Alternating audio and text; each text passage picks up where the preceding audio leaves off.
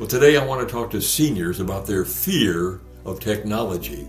What if I told you that I just sent you an email and I told you how to get $10,000 free? Now, today, no strings attached, it's yours. All you have to do is respond to my email within 5 minutes. You say, well, you don't know how to work email. You don't even have email. What? Are you living in a cave off grid somewhere? You just lost $10,000 because of your fear of technology. You say, well, I'm a senior citizen, and that kind of gizmo stuff is for these young generation. It's just too hard for us senior people to learn. Nonsense. That's just not true. Technology is not hard to learn. What's hard to learn is when we were kids learning how to ride a bike. I must have fallen off my bike 100 times, skinned my knees, hurt my arm, crashed into something. That was hard. Technology is not that hard. The world has changed greatly technology-wise. There's not many landlines left. There's even fewer payphones left.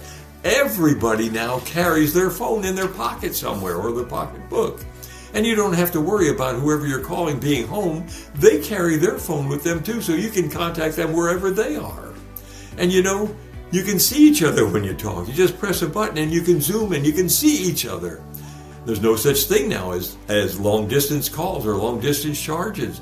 You can do all your business on your phone today too. On your phone, your computer, or many other devices. You can do your banking. You can pay bills. You can receipt things. You can do your shopping. You can file taxes. You can make doctor's appointments. And your phone will even remind you of when those appointments are coming up. You don't need a paper map. Your phone has a GPS and it will get you to where you want to go. It'll give you directions step by step all the way. And if you miss something, it'll recalculate and send you another way. It'll get you there. You can store your family photos on your phone and look at them anytime you want. You have a camera, you have a video capability, a light, and countless applications that you can use. It's like carrying an entire office staff in your pocket. But it doesn't do you any good if you're afraid to use it. Stop looking at today's electronics as being too complicated. Stop saying things like, I'm too old for this. I'm afraid I'll mess something up. I was doing fine before this stuff came along. What do I need it for? Technology is not your enemy. It's a tool to make your life better and easier. Let me go over a few of the objections that most seniors have. The first one, this stuff is overwhelming. You know, you spent 30 years mastering your profession. You were an expert. You handled complex operations and large staffs and complex financial transactions. And now you're having trouble printing a document or tying into a Zoom call with your family. It's too hard. I can't learn it. Of course you can. You just need to change your attitude. You need to have a can-do attitude. I can do it. I got this. And you will have it. You need to watch some tutorials online that teach you how to use your phone with it. Just 3 or 4 minutes watching a tutorial and you'll be an expert at what you're doing. And then start pushing buttons. Man, I love pushing buttons on my computer. My wife and daughter get upset at it because as soon as I start pushing them, I mess it all up. It gets all jammed up. But you know what? They press a few buttons and fix it. Voila. It works the same for old people as it does for young people. And it won't be long before it becomes second nature for you and you start kicking yourself for not having to learn it sooner. The second objection, this stuff can be so exhausting.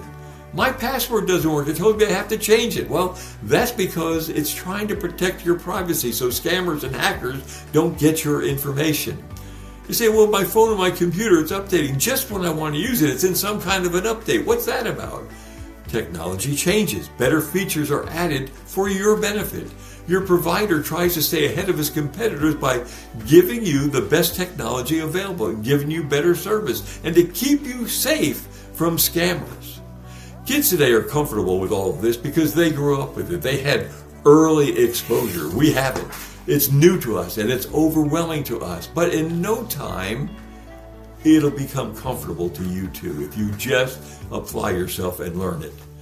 The other objections you get, Why do I need technology? How will it help me? Oh my goodness, I just went over so many ways it will help you, but there's so much more. Your device, as I said, becomes an entire office staff for you, but it also becomes a library for you. You know, when we were kids, we'd have to walk to the library or beg a ride from our parents. We'd get there, we'd have to research on the Dewey Decimal System, where the books were, find them, break them out, carry them to the table, go through them all. You don't have to do that now. You whip your phone out, you push a button, you don't even have to type, you can talk to it. Tell me everything about Napoleon. Boom! Everything that's in the library is in your hand. You didn't even have to walk to get there. You have a map, you have an appointment log, you have a movie theater. You can watch full-length movies on your phone or on your computer. And you can listen to full concerts. You can listen to music all day long for free. And there's 100 other applications. It's a link to your loved ones. You just pick up your phone and you're talking to them. You know, my early days in the military, way back in the 60s and 70s, you know, we didn't have computers and cell phones. We had snail mail. You wanted to talk, you had a question for your loved one, you wrote it in a letter, you sent it 2 or 3 weeks later, you get an answer from them. Not today. Today, a soldier or a sailor can be in combat, bombs exploding, they can whip out their phone and say, "Hi, hon, how you doing?" It's just great to have the technology we have today. It also is an alternative to boredom. You can be entertained, play games, do whatever you want on it. If you get lost in the woods, authorities can ping on your phone and find you. And perhaps best of all is it's a learning tool for you. It will keep your mind sharp. You can learn constantly and keep you active and alert. There's just so much good in today's technology. But I have to admit, there are dangers with it too. Scammers target senior citizens. They consider us easier marks than most. They can use technology against you. They can send you fake emails that get you to send them money or do something else. They can have fake charities or romance schemes, fake police calls, fraudulent investments, and on and on and on. So be careful. Don't give out personal information ever, especially financial information or information on how to get into your phone or your computer. Determine if what you're reading or hearing is legit. Use your logic. Does it sound too good to be true? It probably is. If your logic doesn't work, Google it. Ask Google, is this legit? They'll tell you. And sincerely, do this. Google some tutorials that are made specifically to teach seniors what scams to look out for. They're great. It takes just a few minutes of your time, and it's time well spent. Technology opens a whole new world for you. It puts you in contact with others. You can find senior communities in your neighborhood or even online. It provides opportunities for you to continue your education, and free in most cases.